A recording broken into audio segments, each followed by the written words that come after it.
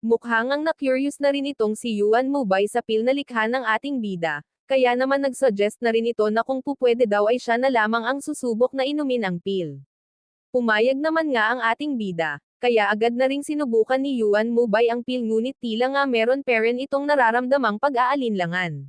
Habang ito naman ngang si Tokmol ay mag-isang natatawa sa gilid, habang sinasabihan pa si Yuan Mubay na kung talagang araw na natatakot itong e-try ang pil, ay bakit di na nga lang daw ito tumigil.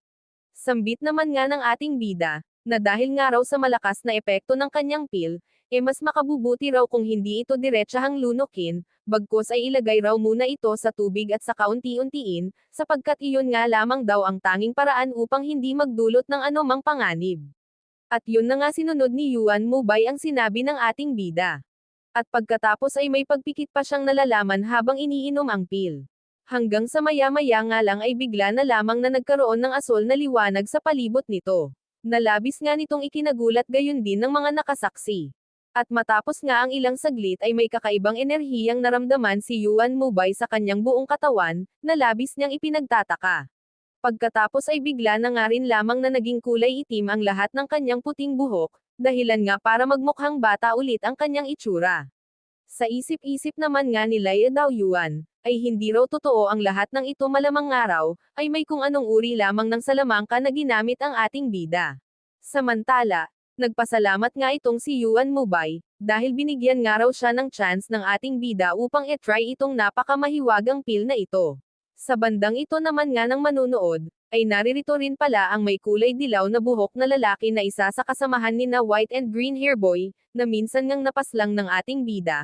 Ang lalaki ngang ito ay takang-taka rin sa nasaksihan niya ngayon, kung saan ay nasabi pa nito sa sarili na mukhang ang pil nga raw na likha ng ating bida, ay gaya ng nagiging epekto ng deity water na nabanggit ni white hair boy, kaya naman nga rin ay panigurado raw na itong ating bida ay siyang may kinalaman sa pagkamatay ng kanilang dalawang kasamahan. Sabi naman nga ni Yuan Mubay kay Lai Dao Yuan, na bagaman raw at talagang good quality ang gawa nito, sa pagkakataong ito nga raw ay masasabi niyang mas mainam ang likhang pil ng ating bida, kaya naman malinaw na sa contest na ito ay ang ating bida na ang sure win. Na ikinagalit naman nga agad ni Lai Dao Yuan, sapagkat di nga raw siya makapapayag sa ganito, dahil tiyak nga raw na nanlilinlang lang ang ating bida. Mariin rin naman ngang tanong rito ni Yuan Mubay, na kung pinagdududahan na raw ba nito ngayon ang kanyang kakayahan sa pagkilatis, porke bigla itong natalo ngayon. Subalit hindi na nga nakasagot pa itong si Tokmol, pagkatapos ay sinabihan pa ito ng isa sa mga audience na isa raw pala itong talunan, lalo pat di raw nito matanggap ang resulta, kita naman daw talaga nilang lahat kung gaano kahusay ang pil na likha ng ating bida, kaya malinaw na talaga kung sino ang winner, kaya't bakit pa raw ito nagmamaktol na para bang isang batang naagawan ng lollipop. Dagdag pang sabi ng master, na tumigil na nga raw itong si Lai Dao Yuan dahil tapos na itong contest, at wala na rin itong magagawa pa, kaya naman ay dapat tanggapin na lang raw nito ang kanyang pagkatalo. Na ikinagigil naman nga ng sobra nitong Tokmol. Sabay lumuhad na nga rin ito at yumuko sa ating bida, gaya ng napag-usapan nila bilang parusa once na ito nga ang matalo. Kasunod ay dali-dali na nga rin itong umalis habang inis na inis. Ang ating bida naman nga, ay nakatingin lamang rito at mahinang sinabi sa sarili na sa darating araw na 3 araw humanda ang Tokmol na si Lai Dao Yuan, dahil pupuntahan niya ito upang kunin ang pills na kanilang napag-usapan, sa kanilang naging pastahan bago ang competition. Pagkalipas ng ilang sandali, habang magkasama parents sila ng master, ay lumapit sa kanila ang tauhan ng Grand Preceptor, at agad na sinabing nais raw ng kanyang amo na makausap itong si master.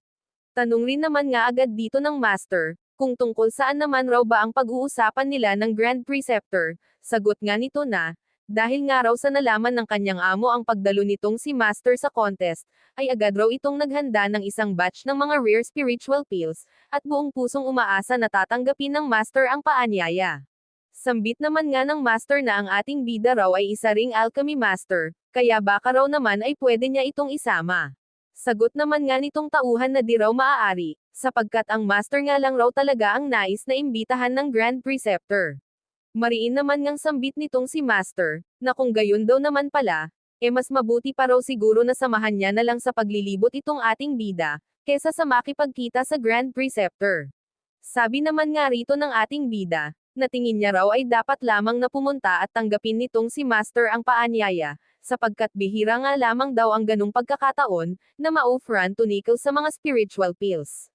Dagdag niya pang sabi, na wag na nga rin daw siyang isipin pa nitong si Master, dahil kaya niya na naman daw maglibot ng mag-isa sapagkat di na raw siya bata, na kailangan pang sama-samahan.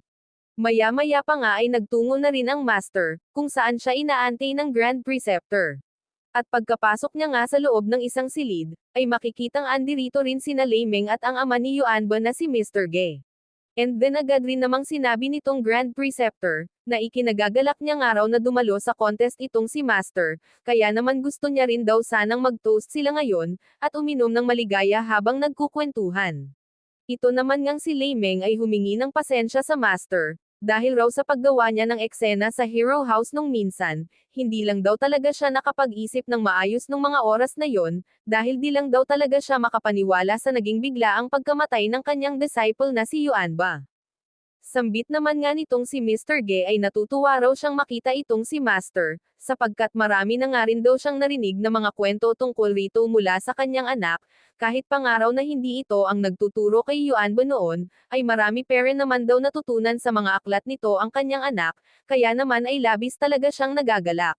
Diretsahan naman ngang sabi ng Master na di baga raw kaya siya nandirito ay upang tingnan ang mga spiritual pills.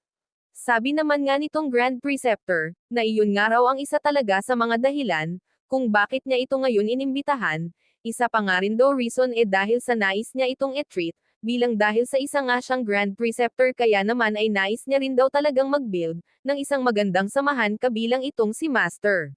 Prangkahan na naman ngang muling sinabi nito, na alam niya daw naman talagang kaya lang nagtitipon-tipon ang mga ito ngayon at isinama pa talaga siya, dahil sa may intensyon ang mga ito sa ating bida. Agad rin naman ngang itinanggi ng Grand Preceptor na hindi raw naman yun ganun, nagkakamali lang daw ng iniisip itong si Master, sambit naman ni Lei Meng na sa katunayan raw, may gusto talaga siyang pag-usapan nilang dalawa nitong si Master. Hindi na nga rin masyadong nabigla ang Master sa kanyang narinig, sapagkat sa una pa nga lang ay alam na niyang hindi talaga siya mismo ang pakay ng mga ito, at yun nga maya-maya ay nag-umpisa na ring magsalita si Lei Meng, at ayon rito ay pinaslang nga raw ng ating bida si Yuanba ng walang kadahi-dahilan, at naiintindihan niya rin naman daw na hindi man lang ng chief na gawang sisihin ang ating bida sa nangyaring iyon, subalit tiyak daw talaga siyang merong dahilan kung bakit, ang kaso ay di niya palang talaga malaman. Sambit naman nga ng Master, na sa tingin niya raw alam talaga ng mga ito ang tunay na dahilan kung bakit yun nagawa ng ating bida, kaya naman bakit pa nga raw siya pinapunta ng mga ito rito para lang tanong-tanungin tungkol dun. Mariin naman ngang sabi ni Lei Meng, na kailangan nga raw talagang pagbayaran ng ating gagong bida, ang ginawa niyang iyon, isa pa ay nais rin daw talaga ng buong pamilya ni Yuanba na makapaghiganti, kaya sana naman rin daw talaga ay wag nang maki-involve pa itong si Master, sabi naman nga ng Master na kung gayon daw naman pala na ayaw ng mga itong siya ay makisali pa, bakit pa nga raw ba siya inimbitahan ng mga ito? Sambit naman ni Lei Meng na ang buong problemang ito nga raw ay sa pagitan lang ng ating bida at ng family Ge, at maski nga raw siya ay walang kinakampihan na kahit alinman sa kanila. Sabi naman ng Master na mukha raw, na ayaw talaga at takot itong si Lei Meng na humadlang siya at pumagitna. Na ikinagulat naman nga nito, kasi di niya akalaing alam ng Master ang tunay niyang balak. At bago nga tuluyang tumalikod ang Master, ay sinabi niya munang wala raw talaga siyang karapatan na pumagitna sa alitang ito. Sabi pa niya, na kung alam din raw talaga ng mga ito kung gaano ka-powerful ang ating bida, ay walang kahit na sino pa man ang magtatangkang lumaban, dahil sure na madadidalang rin agad, kaya kahit pa man nga raw mamagitan siya ay wala ring silbi. Sambit naman nga ni Lei Meng na syempre daw naman, alam talaga nila kung gaano ka-powerful ang ating bida, subalit nais lang raw talaga nilang sabihin kung anong plano nila, para tiyakin na rin tuloy na hindi nga makikialam itong si Master. Bago nga tuluyang umalis itong si Master, ay sinabi pa niyang mukhang di raw pala talaga siya naiintindihan ng mga ito, kaya naman for the last time nga raw mabuti pang itigil na agad ng mga ito, kung ano man ang kanilang balak sa ating bida, dahil kung hindi raw ay tiyak lamang na magsisisi ang mga ito sa bandang huli. Balik tayo rito sa ating bida, kung saan nga ay patuloy lamang siya sa paglilibot. Habang ito naman ngang lalaking ito, na isa sa mga kinuhang killer ni na Mr. Ge, ay panay ang pagtanaw sa ating bida. Upang simulan na ang kanilang mission na paslangin siya.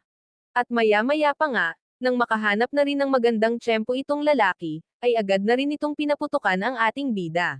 Abangan ang susunod na episodes. Thank you po sa panonood. Like, comment, share and subscribe na rin po kayo.